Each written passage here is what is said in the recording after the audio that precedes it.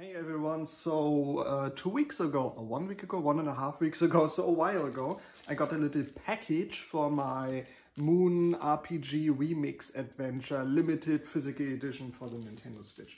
And I wanted to do an unboxing, but I never got around to it back then. And now I've been playing the game, I'm practically almost at the end. And that's why I thought I'm doing a video about an unboxing of this. And then in the last few minutes, I'll give you a little mini review. So for people who are interested in buying this either physically or on the Nintendo eShop, they have a little impression of what the game is about. If you know you're going to play this game anyway, so skip the review and just enjoy the unboxing of it. So, for the first time, for those of you who don't know, Moon RPG Remix Adventure, I always get these words mixed up, so maybe it's another order of these. It was a PlayStation 1 game by Love Delic, who are known as Onion Games. And they made other games, they made like Tulip and Captain Rainbow. And they did this PlayStation 1 anti-RPG, is how they explained it, where the story is basically you get sucked into a game and experience the world around the hero who is doing all the main quests. So you're basically a side character in this world. And it's a cool concept, and like I said, I'm going to get into it a bit more detailed in the end of the video. Anyway, so they ported it to the Nintendo Switch. For the PlayStation it was exclusive to Japan, and for the first time ever it got an English localization. So I was all over that. I've been waiting for this for so many years. There were multiple fan translations made and none of them were finished. I don't even think they released any of them. So you couldn't even get the beginning of the game or something. So I was really excited to play this.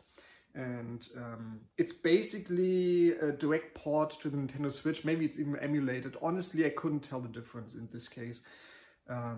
4:3, like all the old graphics, nothing was renewed, so it's basically the old PlayStation 1 game. And it only got a release on the eShop in Japan about a year ago, and then in this summer, in July, I think, for the Western markets, the English localization. And then they said there's going to be a limited Japanese physical release of the game for the Nintendo Switch, and it's going to contain the English translation on the card. So I was all over that, imported this. It's really expensive. On the eShop, I think it's a 15 or 16 euro or dollar game, but this one with shipping and everything was closer to 100. So it's a lot to pay for the stuff that's in here, but having a physical edition of this game, I think this game will hold its value over time, so happy to have this. As you can see, you get the cover right here with Moon, and the premium edition is the proper title for this. You got on the sides, same thing. Here's a picture of the knight you meet in the game.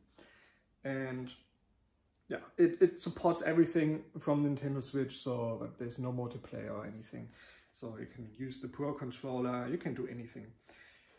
So let's open this up. The box is basically a bigger version of these PlayStation Portable Collector's Edition that like Ease came in and stuff like that back in the day. So you have a little flap here and then you slide out the game, so you don't have to unpack everything just to get to the game. This was the PlayStation 1 cover back in the day, so the Switch cover is the same basically, just another format. Some screenshots, everything in Japanese of course, and I'm always confused that the Japanese boxes are a bit different from the European ones. You see these little grips to open the case. We don't have those in Europe. I'm not sure about the US. Now, there's no game in there, so because it's in my Switch. So it's a physical cartridge, just not in here. This one was loose in the box. It's basically a really abbreviated version of the Japanese manual. By the way, you can get the translated English manual on the Onion Games website. So it's really helpful because the game doesn't explain its mechanics properly. So you have to read the manual and understand it. This was loose in the box, and I was wondering why. Why isn't the manual in here, right? So it was in the black big box. And I tried to put it in here. I think they made a mistake with printing because it's just a little bit too wide. So it catches on the like clip thing over here. So the only way I found to put it into the case was just put it loosely in here. I wonder why they didn't do that to begin with. We have a nice little picture in the background with all the characters from the game. My girlfriend particularly fell in love with the like pole guy over here with his snot bubble. So yeah, that's the game itself, the case. And now let's get into the extras. One of them, I was surprised that it's a bound book, because on the picture it looked like maybe they're in like loose sheets, right, or something like this, and just in some binder or kind of, I don't know, stuck together. So let's get all of this out. Yeah, I got everything. Yeah, everything else is empty. So you get 3 little extras in here. One of them, I haven't opened this yet. I'm not sure because it's sealed, like really sealed. I'm not sure if I want to open this. You get the Moon Voice Theater, The Child of Happiness. It's a music CD and it seems to have 6 tracks on there. And honestly, even though the music's great in the game, by the way, I'm not sure if I want to unseal this because I'd rather just get the complete soundtrack some other way instead of like 6 random things. Now, but the name is Moon Voice Theater, so maybe it's something else. But looking at the tracks back here, it seems to be a music CD. If it's something else, maybe I'm opening it. Maybe it's some kind of audio drama or something.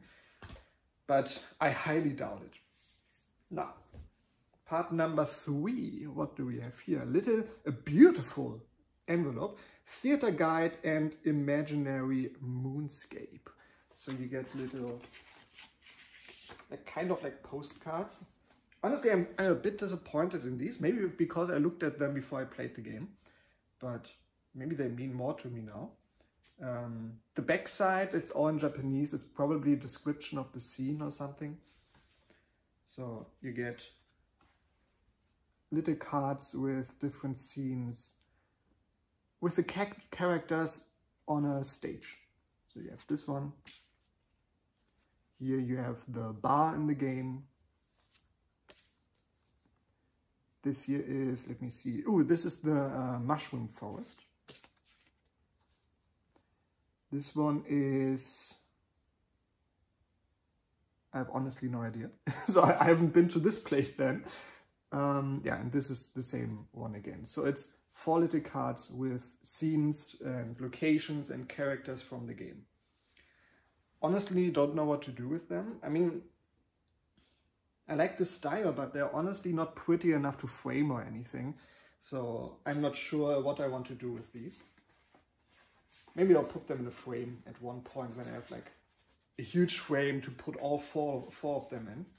But right now they're just going to be wasted in the box, never to be taken out. Now this one, this is the big thing. If this wasn't in here, I probably wouldn't have gotten the game or the box. But this one, man, this is something I love so much when it comes to games, shows, movies, stuff like that. It is Moon Note Backstage 97. These are the development documents for the game. So you have a ton of concept art, like all the characters with pencil sketches. What I love the most is that sometimes you just see, okay, they scanned it, like this was all real paper at one point, and they just doodled it on some kind of weird paper. Like here we have the graph paper in the background. So it just gives it a character that I love. Yeah, it's just a lot of concept art and a bit of nudity in there. So I always love that.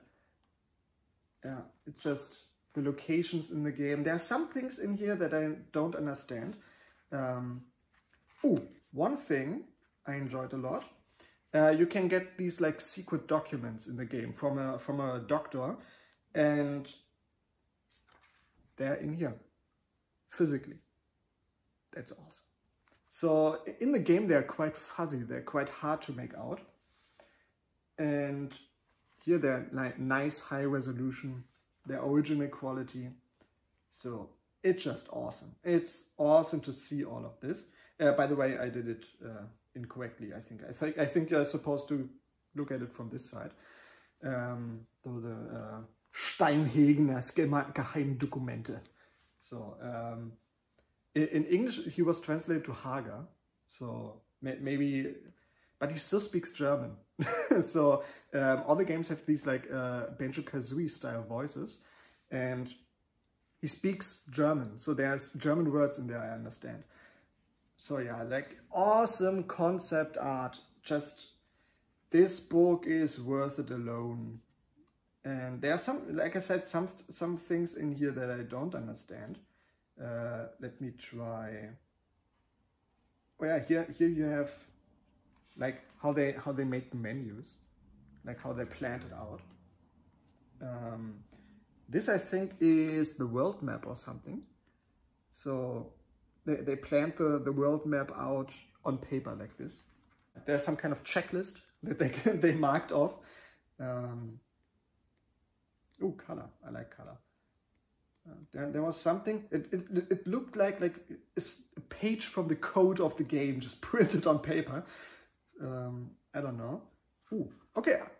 When I flipped through it, because I didn't want to get spoiled, I didn't look all the way through it.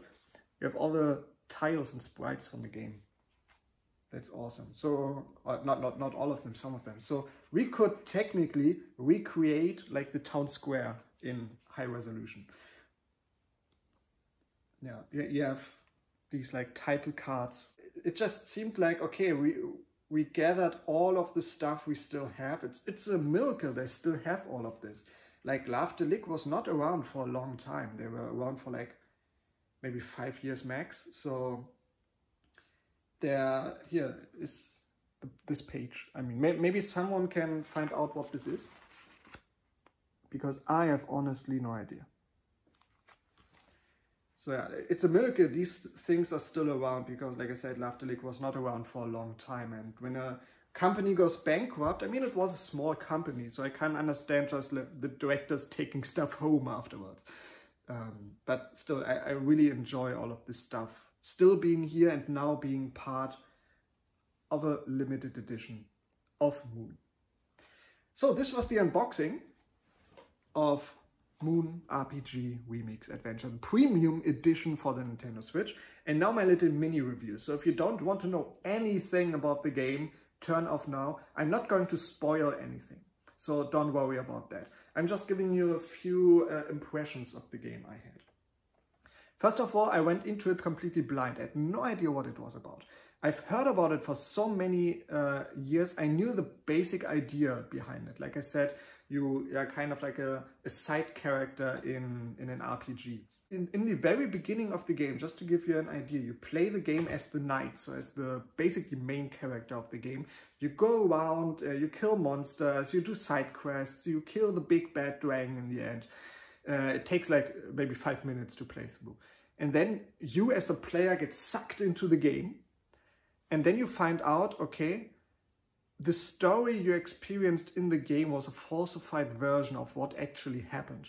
So instead of killing the big bad zombie dog, he was killing just the random dog in the streets. Or the girl, there was a girl being attacked by a monster. Turns out this monster was her pet and she didn't want the pet to die.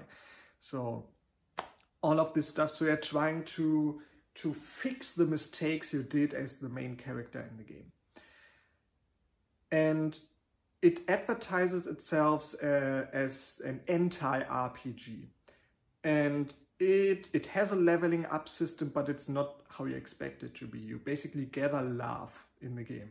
You get love by doing good deeds, by helping people, but also by collecting the spirits of the monsters the main character killed in his journey. And for all of them you get like 1 or 2 love, and every 2, 3, 5 laugh you will level up. I think the max level 30 or something. I read that somewhere. I'm level 22, so I'm very close to the end, I think. And it's more like an adventure game. You go around, you try to find out ways to help these people out, to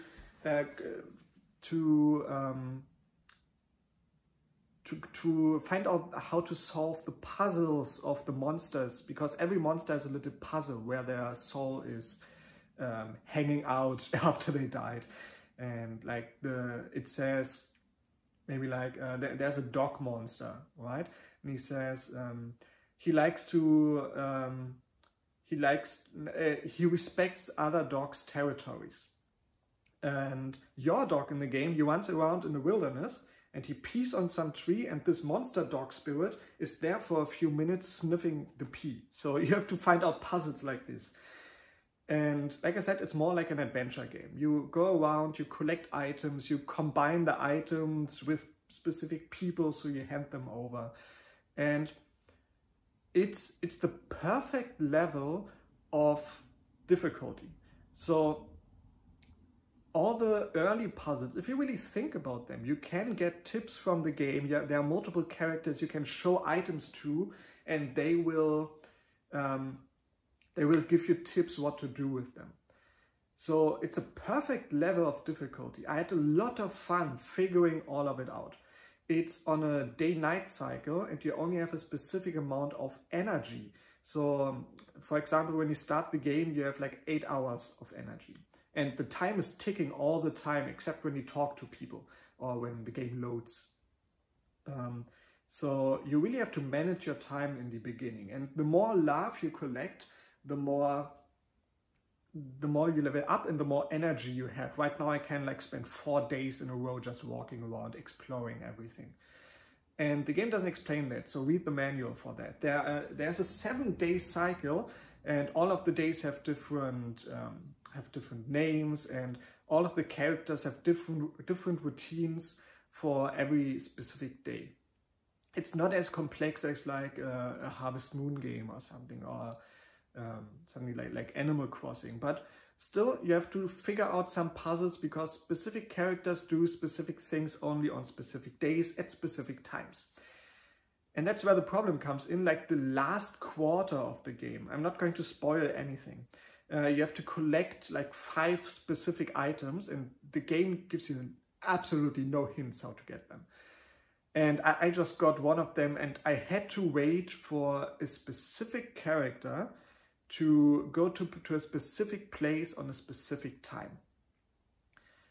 And I would have never figured this out on my own. I played the entire game without any hints up to that point. And right now I'm at a point where I'm just walking around, maybe gathering 1 laugh every 2 hours or something. So I decided to look it up in a guide, and my recommendations is when you get to the point where just aimlessly running around trying to figure anything out, go to the fandom page, the fan wiki of Moon, because for these last story relevant things you have to collect, they have a Wikipedia page, and they give you like 5 little hints, so you can figure it out yourself, and in the end they give you a complete description what to do.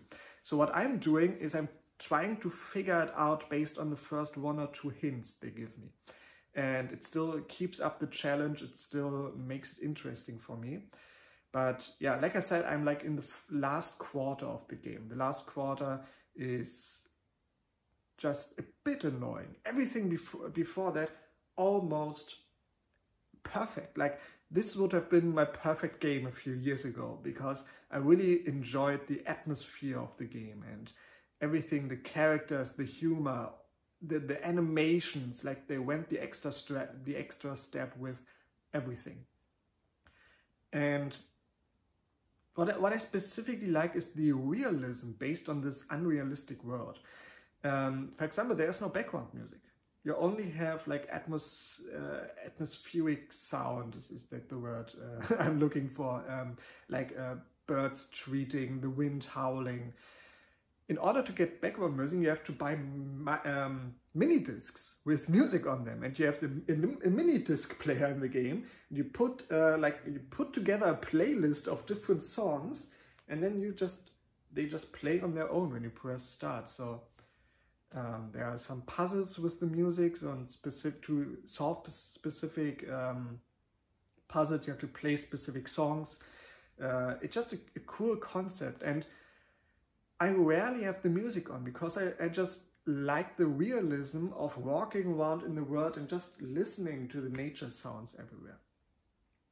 And these are my impressions of the game. It's a fantastic game, especially for 15 euros or 16 that it's on the eShop.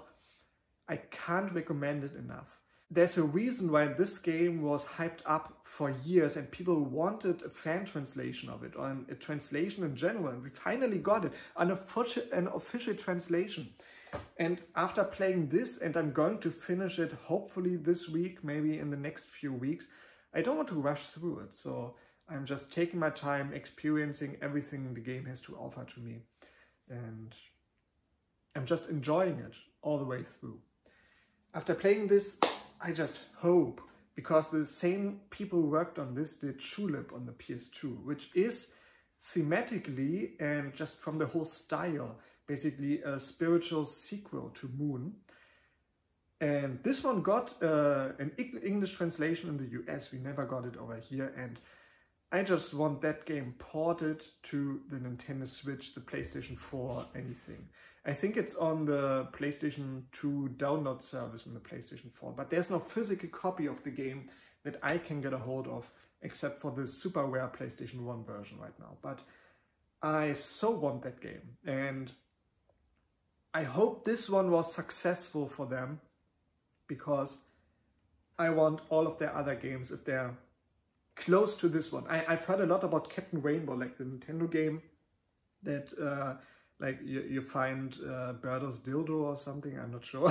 So there's a whole joke about Birdo like being trans and stuff like that. Maybe wouldn't fly into today's society, but I mean, it's an old game, people will understand.